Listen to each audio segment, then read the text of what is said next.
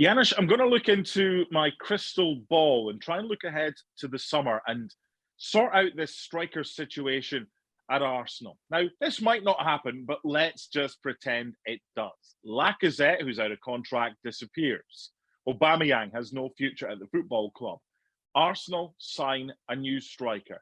Who, within their budget, is the best fit for the Gunners that would come to the club?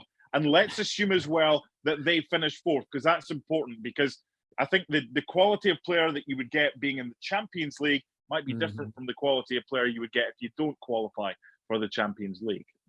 But that's a big asterisk, right? I mean, we don't know. Let's do with and without then. Yeah, no, well, look, I mean, the names, obviously, that we've seen. First and foremost, I'm not absolutely convinced that Lacazette is going to go, right? But even if Lacazette, even if Lacazette stays, I think there's still need probably to get somebody. It's a young team. I suspect that Mikel Arteta is going to continue to try to get players. I don't want to say for the future because they need him now, but players that are obviously younger. So, we're looking at the names like, Vlahovic. We're looking at the names like Patrik Schick and Calvert-Lewin. Those three names have been around. Assuming that's true, and you say, who within their budget. I don't know their budget, of course, because Mr. Kroenke, even though he has a lot of money, doesn't always let us on how much money he's willing to spend. But I think out of the three, if I had a choice, I think it would be Calvert-Lewin, although he's probably the most unrealistic of them all in a way.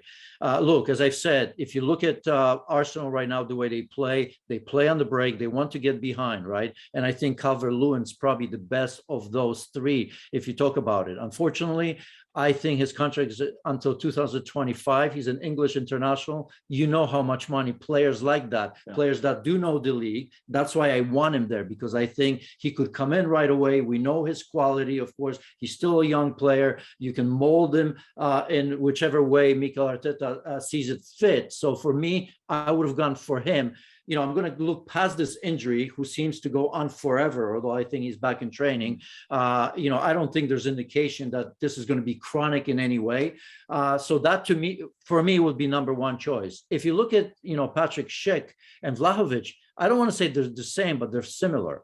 Couple of issues with them, right? They're both young. Vlahovic is younger. At the moment, both are on fire, both with 16 goals in their respective leagues. Schick at Leverkusen and of course, Vlahovic at Fiorentina. That I know, him as well, Raku Kamiso as well. He's going to ask tons of money, but,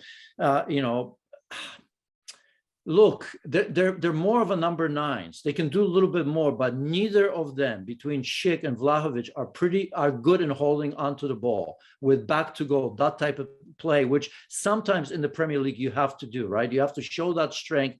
And they're young, they may learn, but it's going to take some time. So I think there's a little bit of risk in that. Vlahovic, unbelievable season. You and I have seen his quality already this season before, but not proven, right? I mean, this is the Premier League. So I think that would take some time. Patrik Schick, on the other hand, we've seen him do in Serie A. He's doing it in Bundesliga as well. I think maybe he would be the one that kind of now for a number of years have defied the odds, I want to say, right? Because I think we were dismissing him. Patrik Schick, but he's been consistent in how he's been scoring now in different leagues. So number one, Calvert-Lewin. I think Vlahovic, I will go in a way because he's 21, he's young. You can still, I think, you can have him for years to come.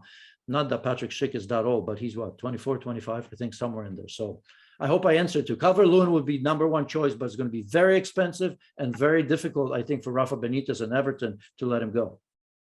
For the Arsenal fans, Janusz, I just want to talk a little bit more about Dusan Vlahovic. You and I covered him for many years. No, I'll say many years. He's 21. We've covered him recently for Fiorentina, and he had times where he's got Castrovilli playing in behind him. He had times when he was playing with Franck Ribéry, which I think really helped his game. What type of player would Arsenal be getting with Dusan Vlahovic, and how much has he improved over the last couple of years? Because I remember most of his appearances were off the bench a couple of years ago, and at times he looked a little bit like a deer in the headlights. However, he was a teenager back then, and the progress that he has made over the last couple of years has been fantastic. Look, I mean, he's got so much going, as we know. I mean, superb in the air, very good finisher in front of goal. I mean, you put him in the penalty area and you feel comfortable that he's capable of finishing, right? At an age of 21, he's showing incredible composure. You have to say that. The problem with him, again, is, the hold-up play, which at 21, you can still learn that, right? He's going to grow into his body even more with strength and conditioning. I think for Premier League, that's important. We have to talk about that because the game is 100 miles per hour. I mean, it's a shock to the system. I mean, to a degree, even Romelu Lukaku, right? There's probably that readjustment. Even though he's been there, you know that it's a different pace, and you can't overlook that. I suppose. I think his passing is not great either, right? If you look at Vlahovic, his passing, we were talking about Patrik Schick, whose passing is not great. The short one is okay, but I think over distance when you sometimes have to. But young players, I suppose. I think you're making a great point in a way that Vlahovic has improved in leaps and bounds overnight. You almost want to say, right? So he is a sponge. He wants to learn. He can learn. And that's big, right? Because it tells you that, okay, this is going to be a different environment, different pace, different league. But when you look at the last 2 seasons, he's learned a lot and learned very, very quickly. Final question for you, and we've discussed the merits of Calvert-Lewin, we've discussed the merits of Dusan Vlahovic and Patrik Schick.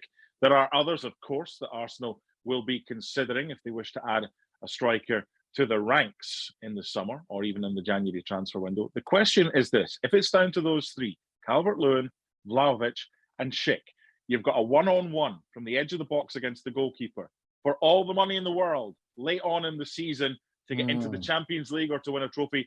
Who are you putting your mortgage on? Calvert-Lewin, Vlahovic, or Patrik Schick? Yeah, I mean, they're all good, decent finishes. Calvert-Lewin is not this unbelievable one, but I'm still sticking with him because it doesn't matter. If he scores, great. If he misses, no problem, right? I'm looking at a player that Arsenal need over the entire season, not just for one game. And I think over the entire season, I'm still sticking with Calvert-Lewin. For now, I think when you look at the future, kind of, Vlahovic is super interesting. Probably the most interesting player out of the 3. Pay over the odds for a striker that knows the league and knows how to get it done, or pay for promise? That's up to Arsenal to decide. Thanks so much for watching ESPN on YouTube. And for more sports highlights and analysis, be sure to download the ESPN app. And for premium content and live streaming, subscribe to ESPN Plus.